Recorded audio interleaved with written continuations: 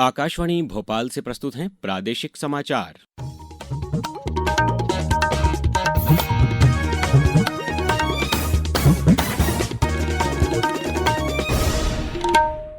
नमस्कार, समाचारों के साथ मैं अभिषेक कटियार। सबसे पहले इस बुलेटिन के मुख्य समाचार। प्रधानमंत्री नरेंद्र मोदी आज 3 देशों जॉर्डन, इथियोपिया और ओमान की यात्रा पर रवाना होंगे। मुख्यमंत्री डॉ. मोहन यादव ने गृह मंत्री अमित शाह से मुलाकात कर ग्वालियर में होने वाले सुशासन दिवस कार्यक्रम के लिए आमंत्रित किया। ग्वालियर में आज से 101वें अंतर्राष्ट्रीय तानसेन संगीत समारोह का शुभारंभ। देश और दुनिया के दिग्गज कलाकार देंगे प्रस्तुति। और तीसरे T20 क्रिकेट में कल भारत ने दक्षिण अफ्रीका को 7 विकेट से हराया। अब समाचार विस्तार से। प्रधानमंत्री नरेंद्र मोदी आज 3 देशों जॉर्डन, इथियोपिया और ओमान की यात्रा पर रवाना हो रहे हैं। यात्रा के पहले चरण में प्रधानमंत्री किंग अब्दुल्ला द्वितीय इब्न अल हुसैन के निमंत्रण पर जॉर्डन जाएंगे, जहां दोनों नेता द्विपक्षीय संबंधों के सभी पहलुओं की समीक्षा और क्षेत्रीय मुद्दों पर विचार विमर्श करेंगे।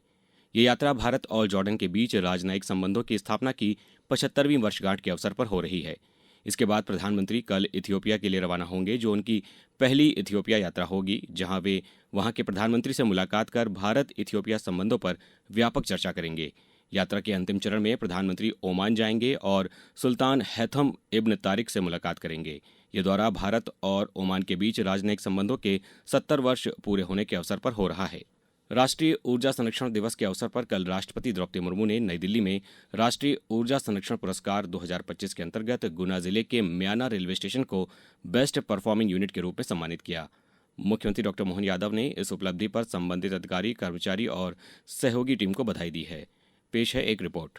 माननीय राष्ट्रपति श्रीमती द्रौपदी मुर्मू जी ने नई दिल्ली में राष्ट्रीय ऊर्जा संरक्षण दिवस के अवसर पर नेशनल एनर्जी कंजर्वेशन अवार्ड 2025 के अंतर्गत ट्रांसपोर्ट कैटेगरी में मध्य प्रदेश के गुना जिले के म्याना रेलवे स्टेशन को बेस्ट परफॉर्मिंग यूनिट के रूप में सम्मानित किया। ऊर्जा संरक्षण के क्षेत्र में उत्कृष्ट कार्य करते हुए म्याना रेलवे स्टेशन द्वारा 9,687 यूनिट विद्युत ऊर्जा की बचत की गई। इस उपलब्धि के लिए मुख्यमंत्री डॉ. मोहन यादव ने संबंधित अधिकारियों, कर्मचारियों एवं सहयोगी टीम को हार्दिक बधाई और शुभकामनाएं दी। मुख्यमंत्री डॉ. मोहन यादव ने कल नई दिल्ली में केंद्रीय गृह एवं सहकारिता मंत्री अमित शाह से मुलाकात की। इस दौरान मुख्यमंत्री ने पूर्व प्रधानमंत्री स्वर्गीय अटल बिहारी वाजपेयी की 101वीं जयंती के अवसर पर 25 दिसंबर को ग्वालियर में आयोजित होने वाले सुशासन दिवस कार्यक्रम के लिए गृह मंत्री अमित शाह को आमंत्रण दिया।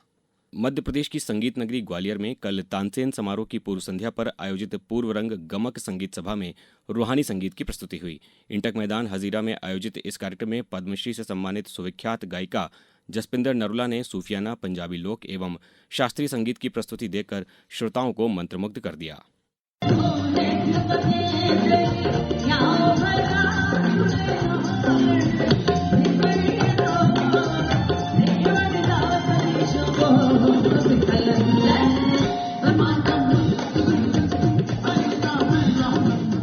उल्लेखनीय है कि ग्वालियर में विश्वविख्यात 101वें अंतर्राष्ट्रीय तानसेन संगीत समारोह की शुरुआत आज से तानसेन समाधि स्थल पर होने जा रही है, जो 19 दिसंबर तक चलेगा।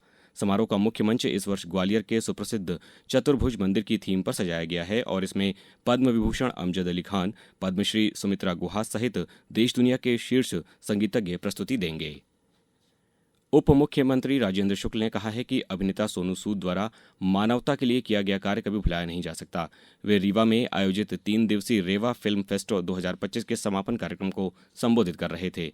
उप मुख्यमंत्री ने कहा कि कोरोना काल में सोनू सूद ने हजारों लोगों की मदद की और रीवा, सीधी, मऊगंज और हनुमना के लोगों को मुंबई से सुरक्षित उनके घर पहुंचाने में अहम भूमिका निभाई। कार्यक्रम में बड़ी संख्या में कलाकार, जनप्रतिनिधि और स्थानीय लोग मौजूद रहे। अब समाचारों में वक्त है एक ब्रेक का। ये समाचार आप आकाशवाणी मध्य प्रदेश से सुन रहे हैं। ये समाचार बुलेटिन YouTube पर Madhya Pradesh news All India Radio channel पर और Facebook के साथ ही X प्लेटफॉर्म पर AIR न्यूज भोपाल पेज पर सुने जा सकते हैं। इसके अलावा आप हमारी वेबसाइट newsonair.gov.in पर या न्यूज ऑन AIR ऐप पर भी समाचार सुन सकते हैं। समाचारों में पुनः आपका स्वागत है। अब रुक करते हैं एक अच्छी खबर का। प्रधानमंत्री नरेंद्र मोदी की महत्वाकांक्षी PM कुसुम योजना के तहत करीब 7.25 करोड़ रुपए की लागत से लगाए गए सोलर प्लांट से किसान अब प्रतिदिन 35 से 40 हजार रुपए तक की आय अर्जित कर रहे हैं। प्लांट से उत्पन्न सौर ऊर्जा सीधे सरकारी ग्रिड में सप्लाई की जा रही है। पेश है हमारे खरगोन संवाददाता आशुतोष पुरोहित की ये रिपोर्ट। मध्य प्रदेश के खरगोन जिले के कसरावद में एक प्रगतिशील किसान ने आधुनिक खेती और हरित ऊर्जा का अनोखा उदाहरण पेश किया है। किसान सुरेंद्र पाटीदार ने अपने खेत में जिले का पहला 2 मेगावाट सोलर प्लांट स्थापित किया। तो ये स्कीम आई थी, हमें भी जानकारी लगी, हमने पूरे परिवार ने चर्चा करी कि हम भी इसको अप्लाई करें। अप्लाई किया और सैंक्शन भी हुआ, धन चालू हो चुका है। आज की तारीख में 35,000 से लेकर 40,000 38,000 तक की बिजली पर डे बिजली बन के शासन को दे जा रही है। खरगोन के कृषि उप संचालक शिव सिंह राजपूत का कहना है कि ये योजना बहुत ही हमारी ऊर्जा संरक्षण के लिए, एक पर्यावरण के लिए बहुत ही लाभदायक ये स्कीम है। ऊर्जा की बचत, बिजली की बचत और आर्थिक लाभ जिनको मिल रहा है, तो किसान भाइयों से मैं ये अपील करूंगा कि उनसे ये प्रेरणा लेकर के आप भी इसका लाभ उठाएं। आकाशवाणी समाचार के लिए मैं खरगोन से आशुतोष पुरोहित। भोपाल में सेना भर्ती कार्यालय ने अगस्त माह में विदिशा के स्पोर्ट्स कॉम्प्लेक्स में आयोजित अग्निवीर जनरल ड्यूटी और अग्निवीर ट्रेड्समैन भर्ती रैली के द्वितीय चरण का अंतिम परिणाम घोषित कर दिया है। सेना भर्ती कार्यालय भोपाल के अनुसार 22 से 30 अगस्त 2025 तक चली इस भर्ती प्रक्रिया का अंतिम परिणाम रविवार को आधिकारिक वेबसाइट joinindianarmy.nic.in पर अपलोड कर दिया गया है। भर्ती कार्यालय ने सफल अभ्यर्थियों को बधाई देते हुए बताया कि चयनित उम्मीदवार 17 दिसंबर 2025 को सुबह 8 बजे सभी मूल दस्तावेजों और प्रवेश पत्र के साथ सेना भर्ती कार्यालय भोपाल में उपस्थित हों। छिंदवाड़ा जिले के माचागोरा कैचमेंट एरिया में पहली बार कई दुर्लभ एवं प्रवासी पक्षियों की उपस्थिति दर्ज की गई है। कल आयोजित सार्वजनिक बर्ड वॉक कार्यक्रम के दौरान इस क्षेत्र में कुल 36 प्रजातियों के पक्षियों का प्रत्यक्ष अवलोकन किया गया, जिसमें garganey, common ringed plover, red crested pochard, ruddy shelduck और ब्लू थ्रोट जैसे दुर्लभ प्रवासी पक्षी शामिल हैं। अधिकारियों के अनुसार अब तक माचागोरा कैचमेंट एरिया में 55 से अधिक पक्षी प्रजातियों की उपस्थिति दर्ज की जा चुकी है, जिससे यह क्षेत्र प्रवासी पक्षियों के मानचित्र पर एक महत्वपूर्ण स्थान के रूप में उभर रहा है। अब रुक करते हैं क्रिकेट का। 5 T20 मैचों की श्रृंखला के तीसरे मैच में भारत ने कल रात धर्मशाला के Himachal Pradesh cricket association stadium में दक्षिण अफ्रीका को 7 विकेट से हरा दिया। दक्षिण अफ्रीका के 118 रन के लक्ष्य के जवाब में भारत ने 15 ओवर 5 गेंद में 3 विकेट के नुकसान पर 120 रन बना लिए।